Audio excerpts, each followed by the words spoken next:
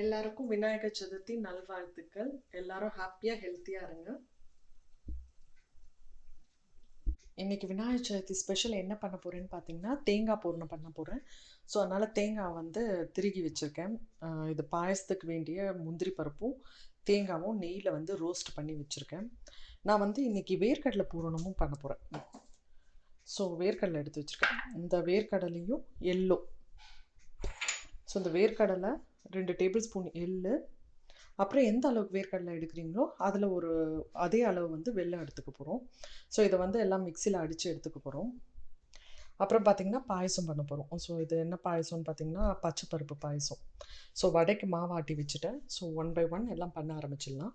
இந்த தேங்காய் பூரணத்துக்கு பார்த்திங்கன்னா நான் வந்து வெல்லம் வந்து இந்த மாதிரி தண்ணி ஊற்றி கொஞ்சம் வடிகட்டி எடுத்து வச்சுருக்கேன். ஸோ இதில் வந்து நம்ம தேங்காவை ஆட் பண்ண போகிறோம். ஸோ நம்ம இது பண்ணி எடுத்து வச்சுருக்க தேங்காய் வந்து இதில் போட்டுருவோம். இது ஸ்லோ ஃப்ளேம்லேயே பண்ணுங்கள்.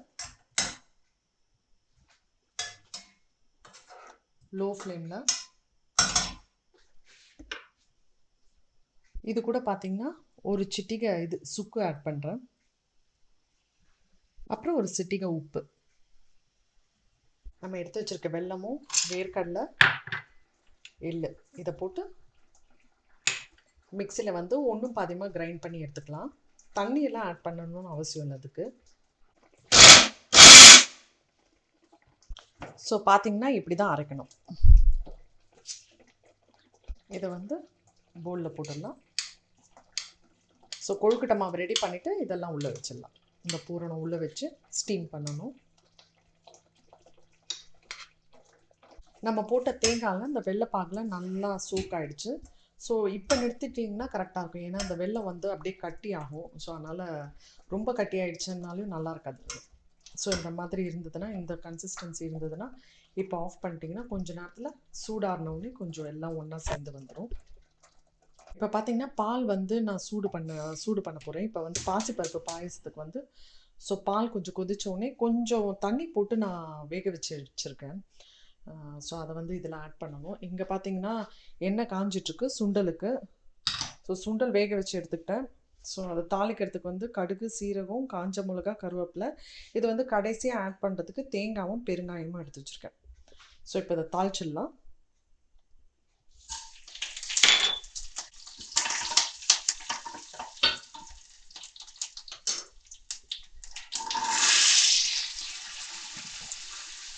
இது பார்த்தீங்கன்னா இந்த கடலையை வந்து கருப்பு கடலையை வந்து நான் நேற்று நைட்டே ஊற வச்சு எடுத்து வச்சுட்டேன். ஸோ இன்னைக்கு காலையில் வேக வச்சேன். 2 விசில் விட்டேன்.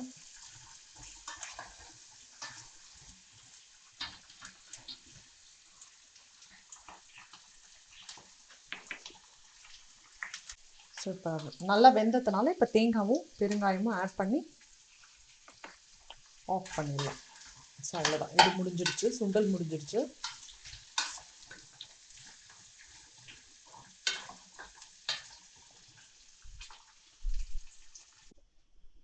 இப்போ பால் கொதிச்சிடுச்சு. நம்ம பாதி வேக வச்ச அந்த பாசி பருப்பை இதில் போட்டுடலாம்.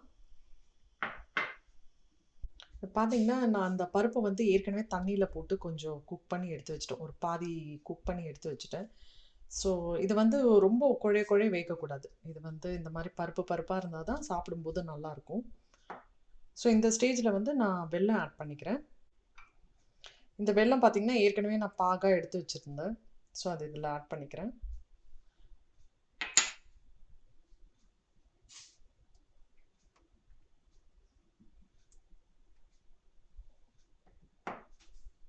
முந்திரி பருப்பும் தேங்காவும் ஸ்லைஸ் பண்ணி இதில் நெய்யில் ரோஸ்ட் பண்ணி எடுத்து வச்சுருந்தேன் பார்த்தீங்களா, அதை இதில் போட்டு இறக்கிட்டேன். ஸோ இப்போ வந்து கொழுக்கட்டை பண்ண ஆரம்பிக்கணும். ஸோ இப்போ கொழுக்கட்டை பண்ண ஆரம்பிச்சிடலாம்.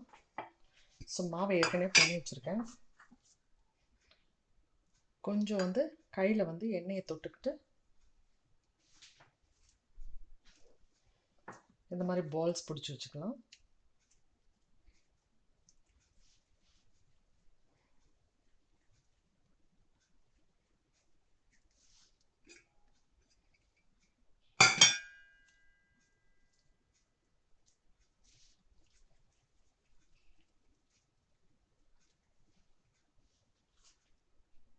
இப்போ கொழுக்கட்டை பண்ண ஆரம்பிச்சிடலாம். கொஞ்சம் எண்ணெய் தடவிட்டு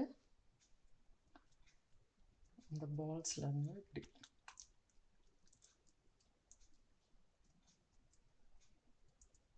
எல்லா இடமும் ஈவனாக இருக்கணும்.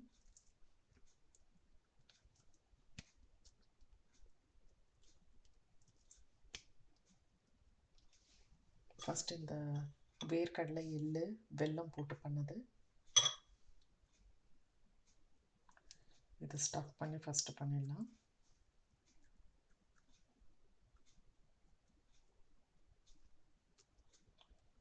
இதை வந்து இந்த ஷேப்லேயும், இது தேங்காய் வெல்லம் வந்து ரவுண்டு ஷேப்லேயும் பண்ண போகிறேன்.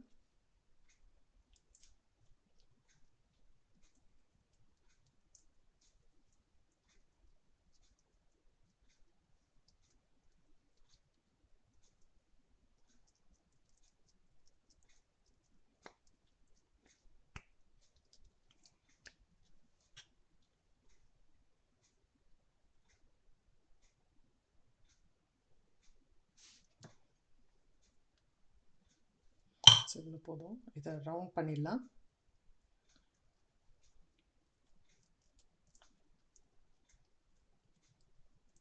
இந்த மாவை நீங்கள் எடுத்து வச்சிடலாம். இது ரொம்ப மாவாக இருக்கும். ஸோ இந்த ஷேப் கொண்டு வந்துட்டிங்கன்னா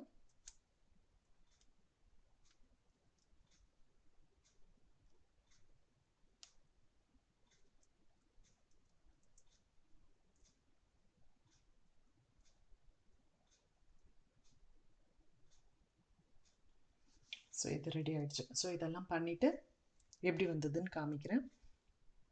நம்ம இது ஒரு 7 to 8 minutes ஸ்டீம் பண்ணி எடுத்துடலாம்.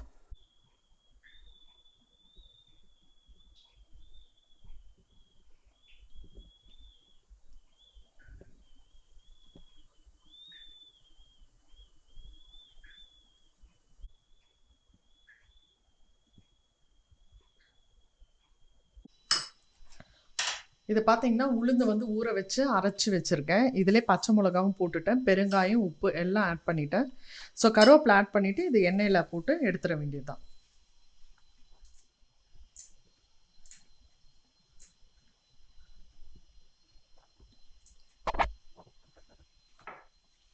ஸோ இப்போ இந்த வடையை போட்டு எடுத்துடலாம்.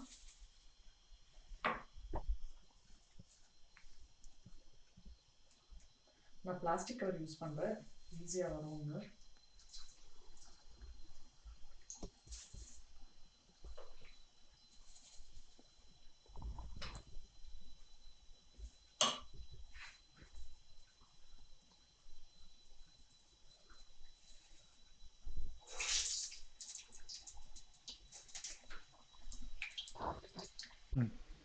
ஸோ 7 minutes ஆயிடுச்சு. இதை திறந்து பார்க்கலாம்.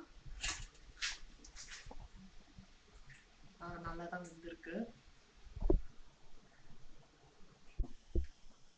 ஒரு சைடு குக் ஆயிடுச்சு. ஸோ இதை திருப்பி போட்டுடலாம்.